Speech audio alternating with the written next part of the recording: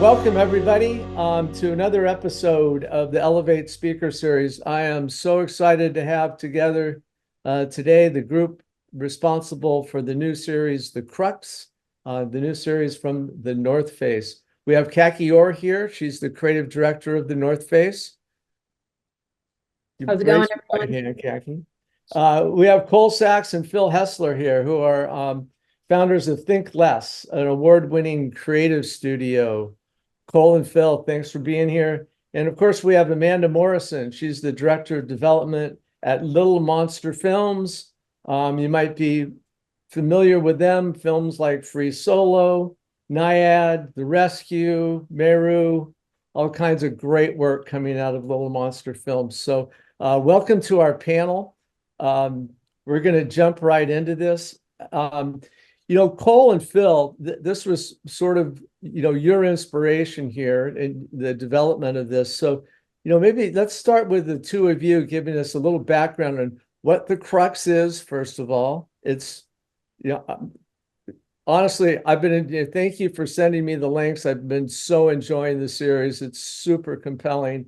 But Cole and Phil, why don't you speak to it? How and when did you start thinking about this, and how did this all come together?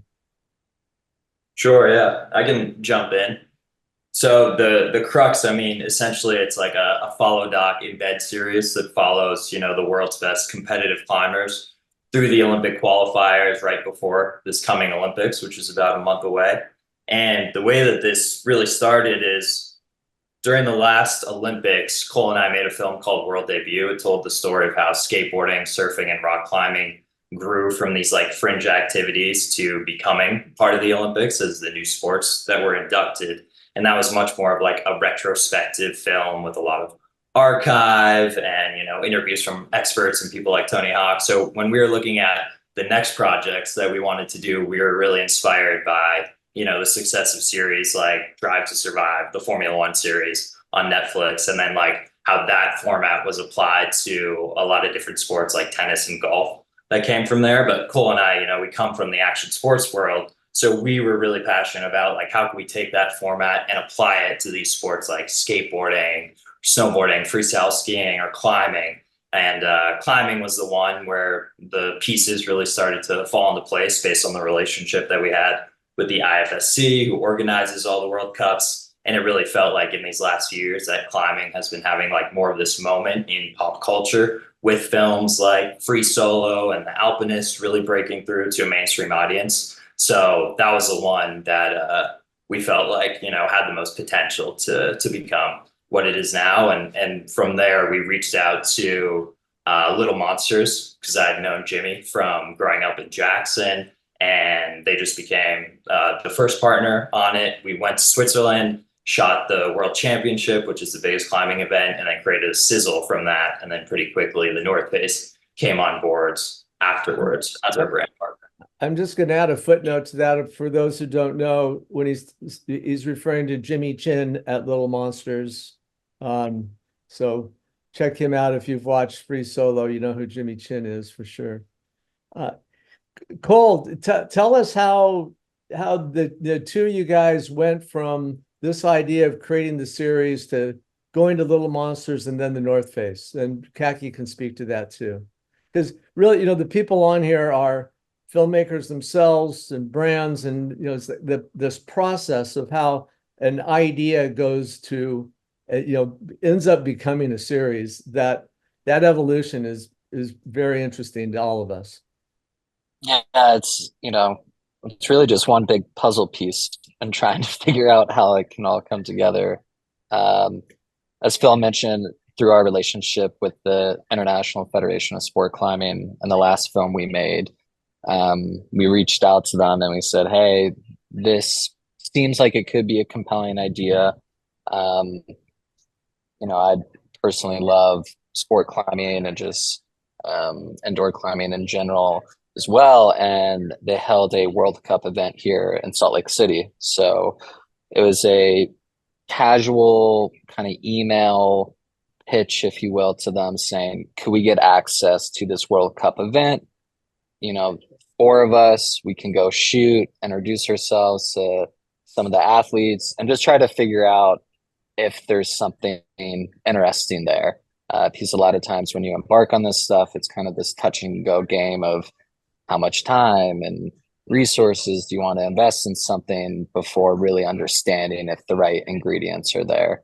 And so with that World Cup event here locally for us, because Phil and I are based in Salt Lake City, Utah, we were able to go out, met a lot of the athletes, and felt a lot of the energy from the event itself. And we're like, hey, this seems like it could have some good legs to it. And a big part of the puzzle piece when trying to make a series or a film is like, who are the right partners to bring it to life? Because obviously it's one thing to think about how the project will be made, but then we need to think about how can it possibly be distributed, and what is the big kind of audacious goal we're going after. And we felt like there's no better partner than Little Monsters based on just their filmography and the success that they've had. And then, of course, there's no better brand to do this than the North Face, since they live, breathe, eat, and sleep climbing. So it really was just trying to figure out, compelling characters. Do we have the access and the right partners and the best partners to bring it to life? So Kaki, tell us, when did you first hear about it, and what was your first reaction? How did this go through with the North Face? Yeah, right on. I know Phil, I've been looking for a project to work on with him for a while. He brought me the pitch deck for this series, and it was kind of the perfect intersection of the North Face looking to extend outside of owned content and looking for more opportunities to extend distribution and bring a little bit more entertainment forward projects to the market. After I saw the pitch deck, I was keenly interested in the opportunity.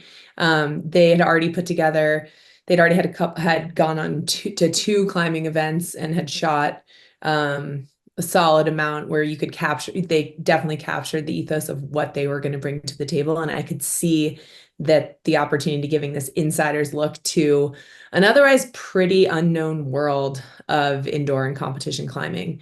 Our goal at the North Face is to push the world of sport forward. And we've been, as Cole mentioned, a massive advocate for indoor and comp climbing over the last 15 years. We sponsor 5 different international teams' uniforms. We work closely with the International Federation of Climbing. And we also sponsor a lot of competition climbers on our athlete team, with ultimately the goal being to push the world of climbing forward and start to make a large scale impact on bringing more young people as well as old people into the world of climbing. It's one of the fastest growing sports and one of the most accessible sports to get involved in.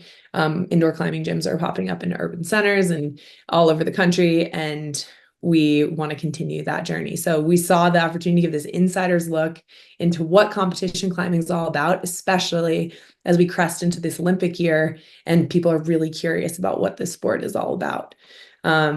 So we're just started getting along for the ride and partnering with them after they'd already shot a significant amount of material, but it was the perfect timing for us to come in and see the potential of the series and start to figure out how we can partner with them on distribution potential.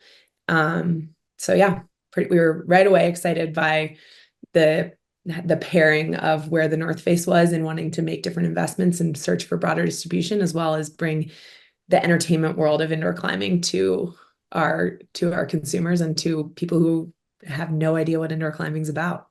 Yeah, you're educating me. I've watched a couple episodes and I'm hooked. I'm a fan.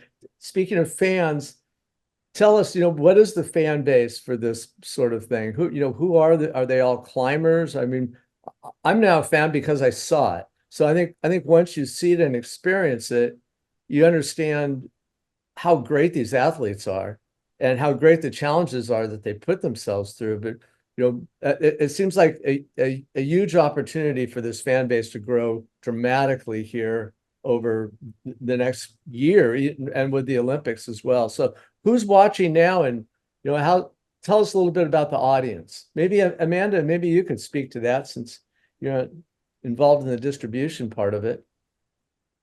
Sure. I mean, I think, before jumping to audience, I do want to just share kind of what compelled us about the show. Yeah, please. And it certainly had to do with what we saw as potential for reaching wide audiences, for being universally entertaining and appealing, beyond what can come across at first glance as a fairly niche sport.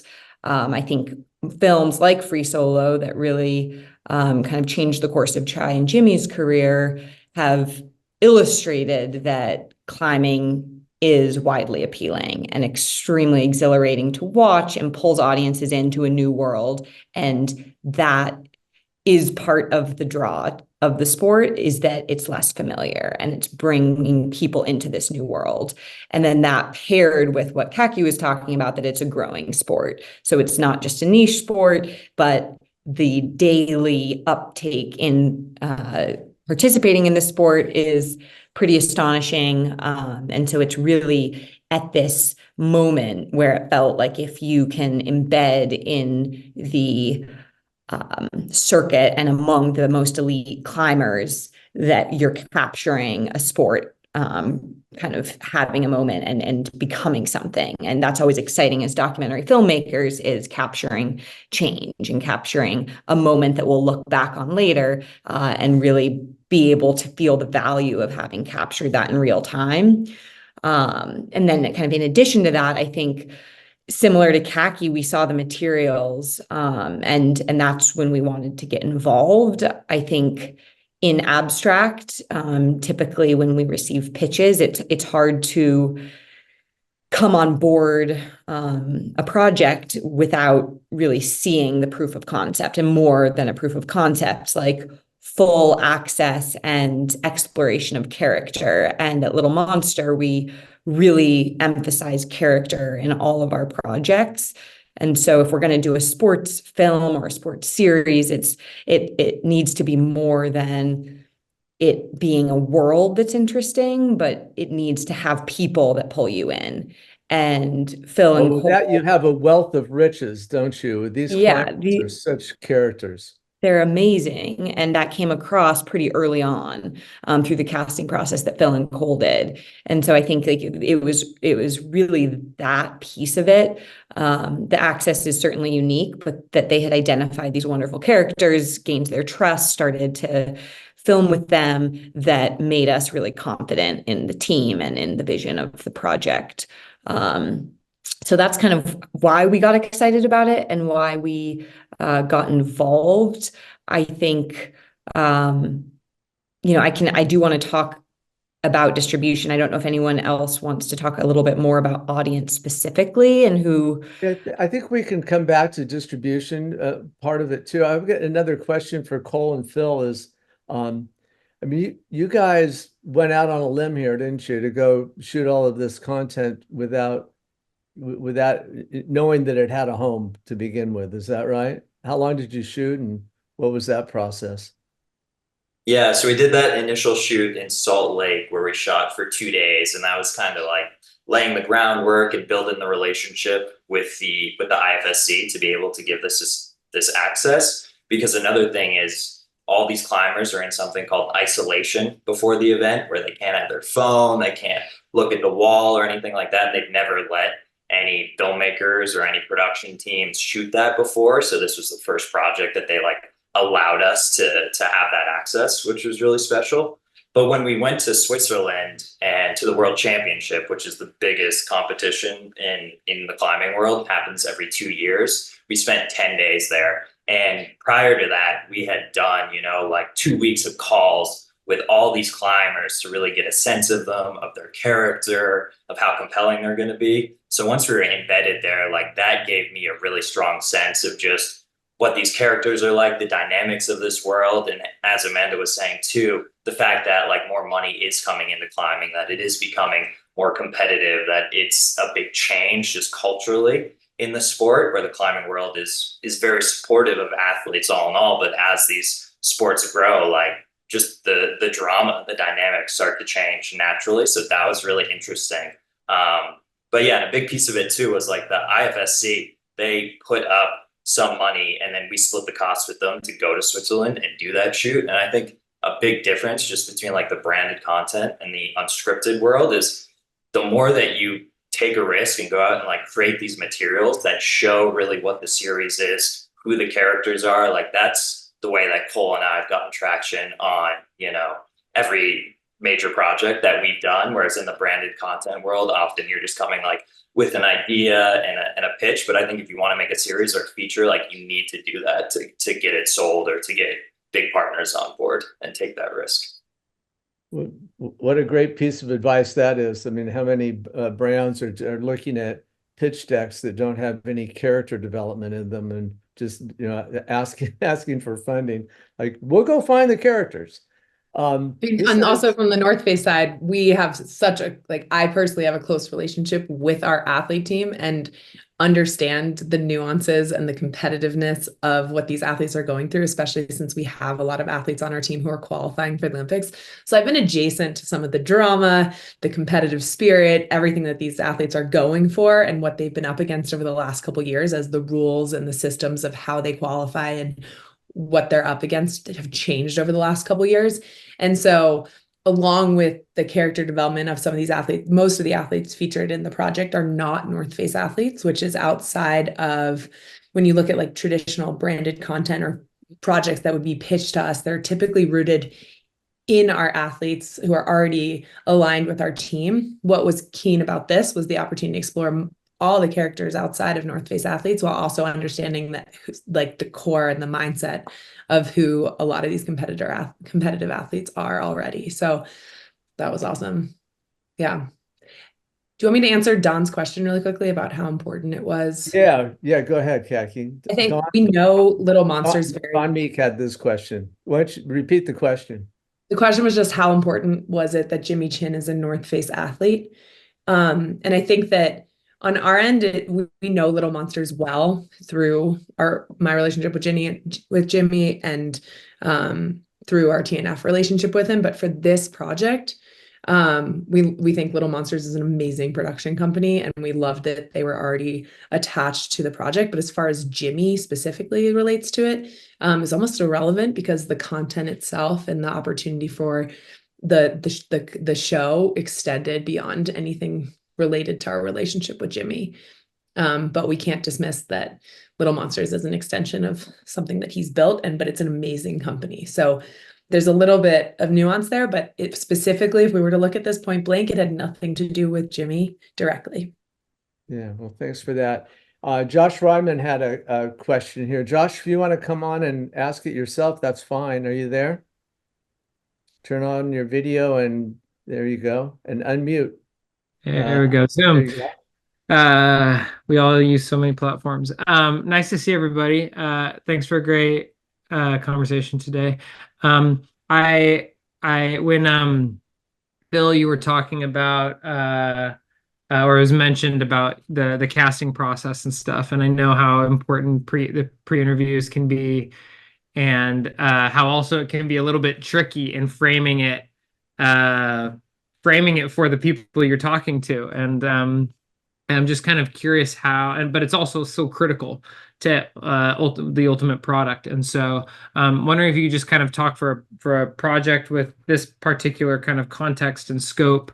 What was the kind of the pre-production process of identifying a larger group, if it was pre-interviews that you did, kind of shortlisting, figuring out who you ultimately wanted to film, and then I guess who you ultimately featured. Yeah, I can pick that up, and then Phil, you can chime in whenever you want. Yeah, I mean, like when approaching casting, like Phil and I in the past have worked off of this like character criteria that we've built just through all of the learnings of our project set that we've gone on. And I think the big thing is just trying to understand like who are these athletes as people, and a little bit less of who they are as an athlete. And we feel like that's kind of what, that's the secret sauce and making something feel relatable. And then from there, trying to figure out like what are the dynamics, it's like who's kind of the veteran, who are the newcomers, who are the underdogs, who's the hothead, who's the prodigy in this world, um, who's maybe having a comeback, and who is like the king and queen of this, like who are the top dogs. um, and with this kind of with these archetypes and this criteria that we put together, which by no means is meant to put us in a straitjacket, it's more of like a sandbox to play in. We worked with the media team at the Federation to say like, hey, based on this, who really stands out to you?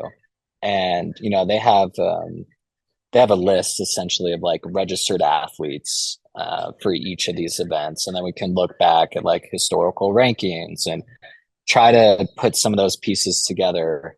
And then from there, either it's like a warm introduction from the Federation, just them saying like, hey, we're supporting this show and we would love for you to talk to this production team, or it's trying to talk to their managers and essentially kind of pitch the value to them. Um, but I think with like every pre-interview we do, we just try to approach it from like a very human and relatable lens. Because a lot of these athletes, like they're getting media requests all the time, and we're not looking at a journalistic type film. Like we're looking at something that is more emotive and more personal. So I think when we hop on those calls, we just try to approach it in a professional but casual manner to make it feel like, hey, this is not intimidating. Because keeping in mind, like these athletes range from 16 to like very few of them being in their early 30s. Yeah, so I don't know if you have anything you want to add to that. Just the other thing too, I think that really struck me through the casting process was just how receptive all the athletes were to this type of series and like letting us in. It, made us really confident quickly in the access, and you get a really good idea of just like who the potential B characters are, like Toby Roberts, who won the competition we shot in Laval and qualified for the Olympics. Like his dad quit his job to be his manager and is with him in all comps. Like those things come across and become clear in the pre-interviews, and then you're like, oh, that's an interesting dynamic, and there's this other way to experience the episode, which isn't only through the athlete's eyes but through Toby's dad or through the coach, those types of things that then you're applying to production and how you're shooting and operating in the field with the team.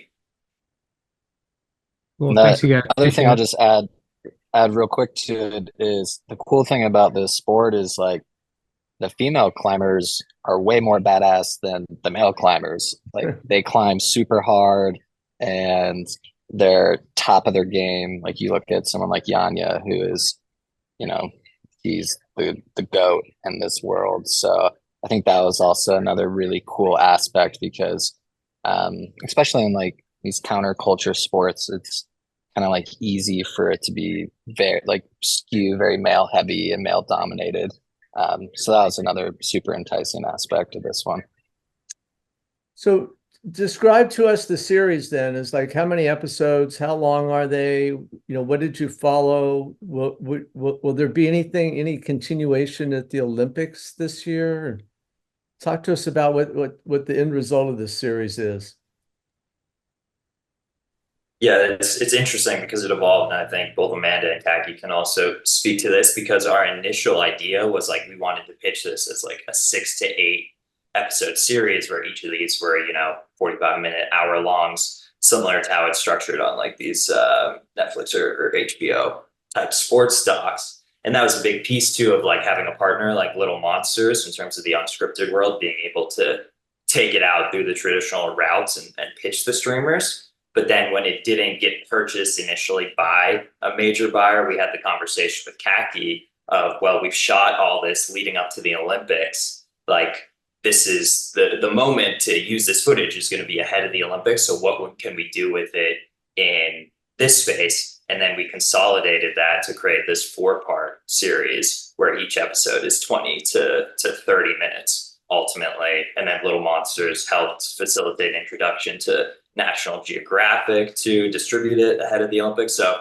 was like very, and I feel like it always happens too. It's just like very unique how all these like puzzle pieces fit together for the show to become what it is in like this instance of it.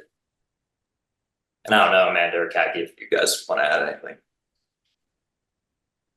I was just going to say that it was like, even though we didn't get the quote unquote direct results that we set out to, working with such flexible partners and eager partners to like figure out how we can find an amazing home for this so that it does get a lot of visibility and we are able to push it out as a joint effort and figure out as many points of activation, and being able to shift from what we were expecting and hoping for and be able to like have all of the conversations we need to, both on my end in-house, and then be able to quickly adjust post-production schedule on Think Less side, and then have Amanda be able to find a great home for this project that was going to get a lot more views and engagement than if it were to just live on the North Face, was like really an amazing opportunity of partnership and very like anti-entertainment. And it was just like refreshing. And I think that when you do from a branded side, when you're starting to work with partners, seeing the potential of like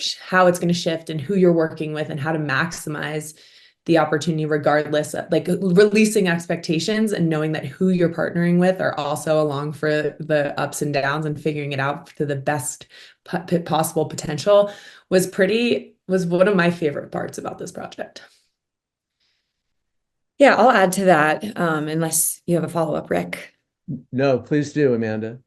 So yeah, I think for people who are actively pitching right now in the unscripted world, though Hollywood is not immune either, it's a really difficult time to get shows greenlit. A lot of budgets have been cut or are frozen, and there's a lot of uncertainty kind of in the market right now. And so, the way that we've been approaching things at Little Monster is really getting behind projects that we believe in no matter what, where it's not just about trying to pitch something that is we're only going to see through if it gets greenlit by a traditional buyer. It's what Kaki was talking about of like building teams where you'll problem solve kind of no matter the outcome, and also work towards like a longer term plan for the project where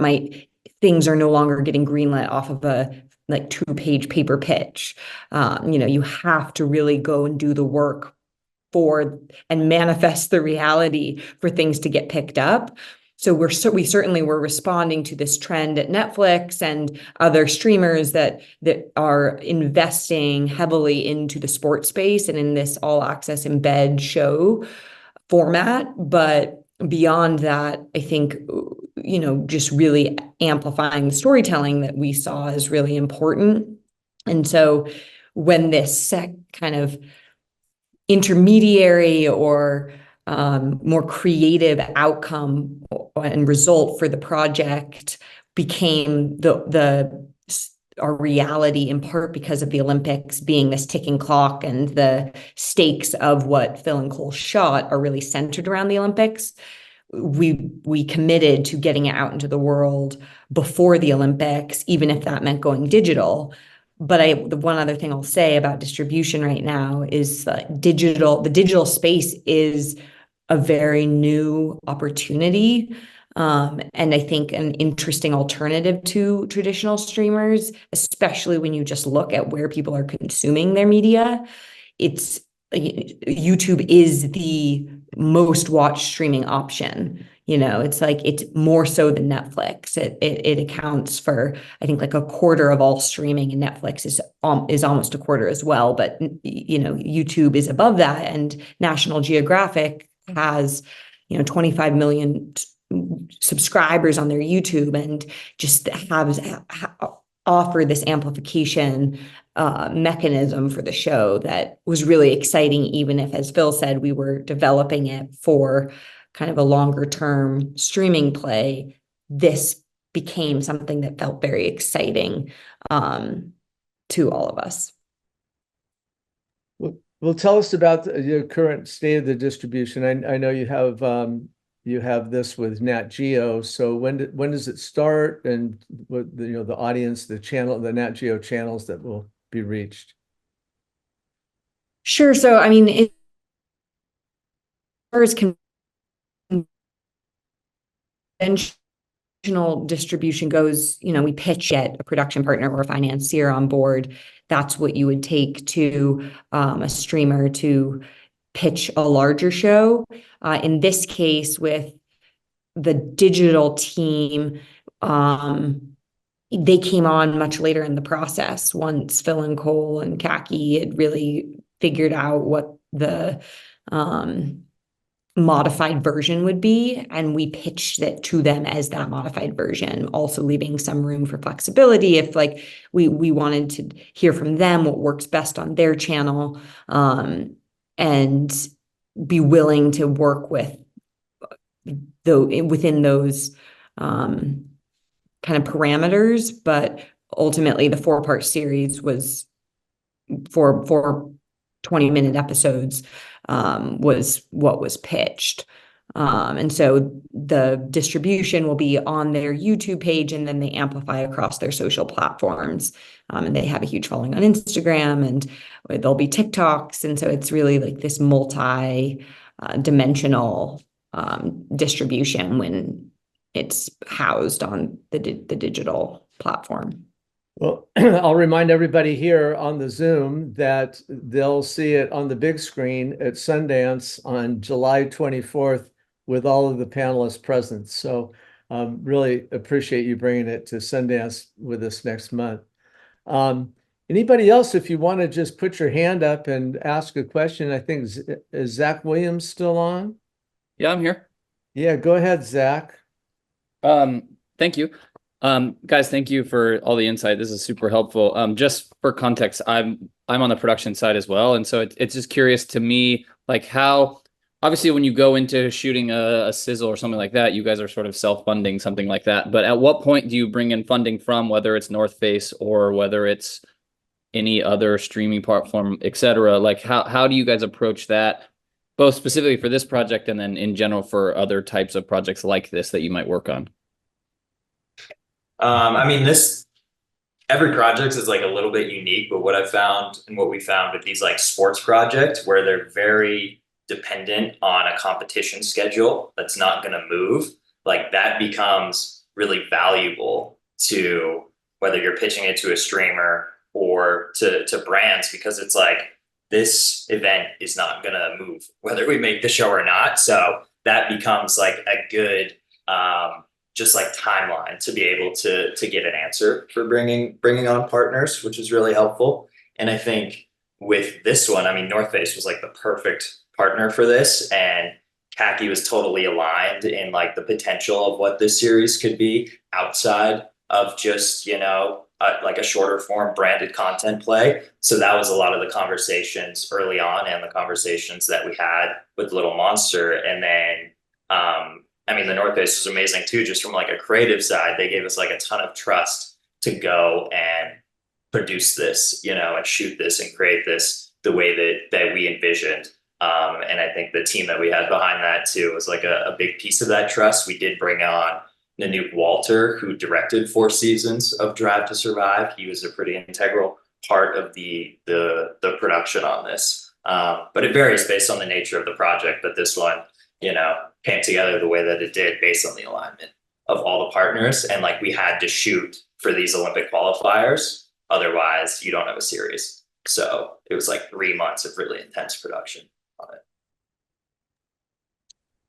it. Vince Beaton. Vince, you want to come on and ask your question? Go ahead, turn your video on, and there he is. Hi, Vince. Hi there. Yeah, thank you. Really interesting conversation to just see the layers. Thank you.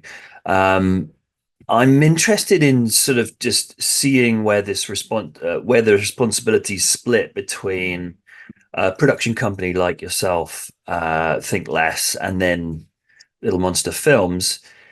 where does the relationship end and begin? Like, how much is Little Monster Films helping Think Less? And I'm really interested to know whether that breaks down into help on the post-production schedule. Are they or is it all down to you, Think Less, and they're just, as what we call in the UK, a sort of an umbrella production company that helps get that relationship with the brand and, well, ultimately the distribution? Vince, by the way, tell the folks who you are. I should have asked you to do that up front. Sure. Thank you. Context is that I'm a social impact filmmaker. So we have our own production company, Humans Being Media, and yeah, that's enough, I think. Okay. I hope I didn't sidetrack the question. No, I mean, I think it kind of like varies on every project. I mean, I would say with this one, Amanda and co were very integral in helping us decide and have creative conversations about characters and how to approach, story arcs and, where should we really lean into. And then they're also very great in trusting us as Think Less and a production partner and executing the physical production and then running through post. And, there's always going to be kind of like different ways the relationship comes together. If this, in this case, since we did shorter run times, if we were to expand this out to like 45-minute episodes, then that would be a thing where Little Monsters would come on board and run more of the post-production side and take on more of that responsibility. But in this case, since we have a facility here in Salt Lake and we shot all the footage and it was on our servers and the really compressed timeline that we're up against, it just made sense to keep everything in-house to really expedite this process and kind of hit our release marks that we wanted to hit. And yeah, I mean, we're grateful for it because, not like one size fits all. There's other partners who wouldn't be very keen on doing something like that. But in this case, I think as like Amanda and Kaki and Phil have talked about, like everyone was just very aligned on what we were trying to do, regardless of the outcome. And I think having everyone on the same page as like a unified team up front was the reason and the way that we were able to do what we did in such a short time period. Kaki, question for you. Talk about the marketing benefits that North Face expects from a series like this, and what you're looking for, or if you have established KPIs alongside this, and what sort of brand illumination expectations do you go into it with? Yeah, it's a great question because everything shifted in how we're ultimately going live with the project. We've got very loose KPIs in that we are just hoping for association with the project and are in partnership with Amanda and Phil and Cole, trying to get it out to as many viewers as possible.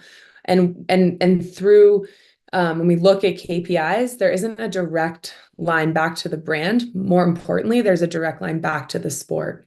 How do we, part of our initiative is getting behind climbing as a sport. And through that, we will see, possibilities for more engagement and bringing people into the brand, and potentially we have big global climbing events happening over the next couple months.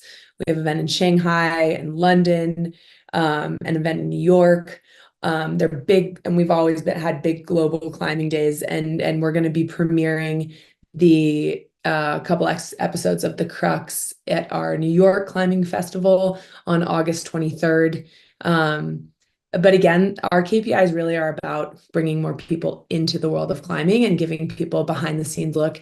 There's also, it's been hard having shot a lot of commercial content for indoor climbing, for the gear that we make, for for our athletes, it's hard to make indoor climbing and competition climbing exciting. You'll see in the show that you'd be surprised, like how it's amazing. It's so bright. As you mentioned, Phil, it's a spectator sport.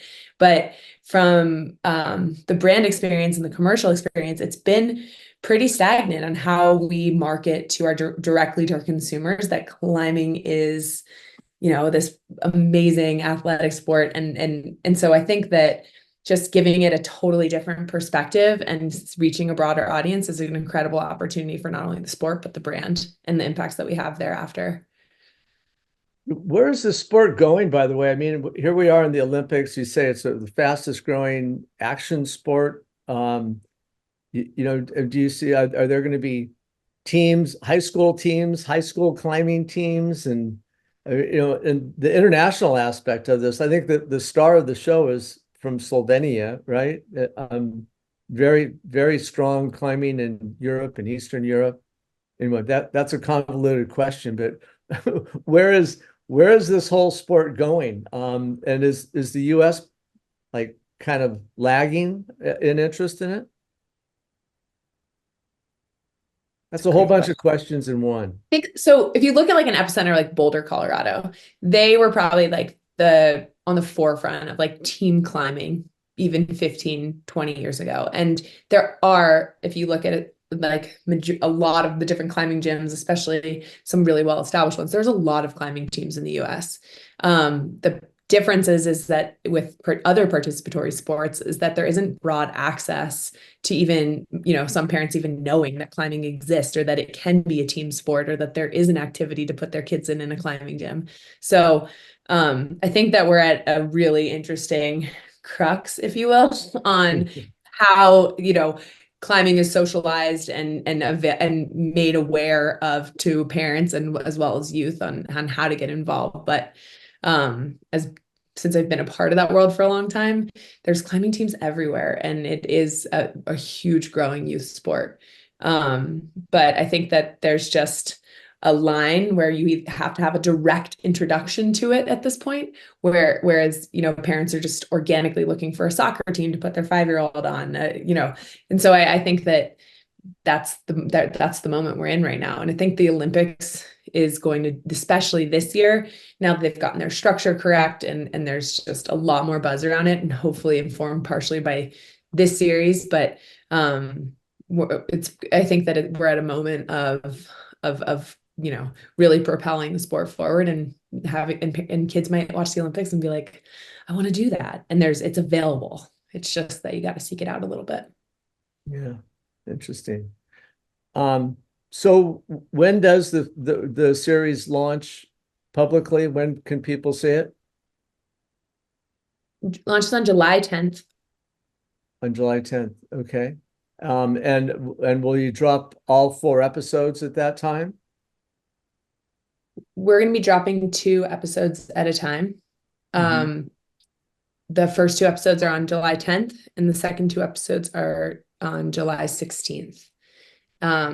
And there'll be kind of intermittent marketing pushes on TikTok, and these are all on Nat Geo channels. We're doing so you'll see it on Nat Geo TikTok, Nat Geo TV, Instagram, Nat Geo Adventure Instagram, and YouTube, as well as YouTube Shorts, Threads. So there's like a big digital push throughout all their channels. And then the project will go live on the North Face channels on August 23rd after we premiere it at Global Climbing Day in New York at a big event. Cool. Well, we are proud to be screening it on July 24th, right before the Olympics kick off. So thanks so much for bringing it to us. Any final questions, comments? Anybody in the crowd, raise your hand. Let me know if you have a question.